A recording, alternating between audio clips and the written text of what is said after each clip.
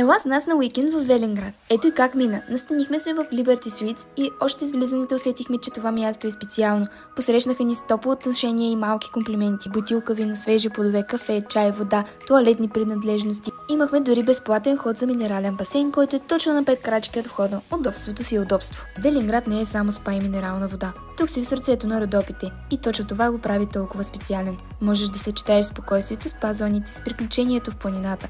Има толкова история в този град. Сигурна съм, че ако се заслушаш, ще срещнеш човек, който с радост ще ти разкаже нещо истинско и лично. Събота сутрин се качихме до Елин връх. Гледката е вълшебна, пътеката е лека, прохладна и приятна.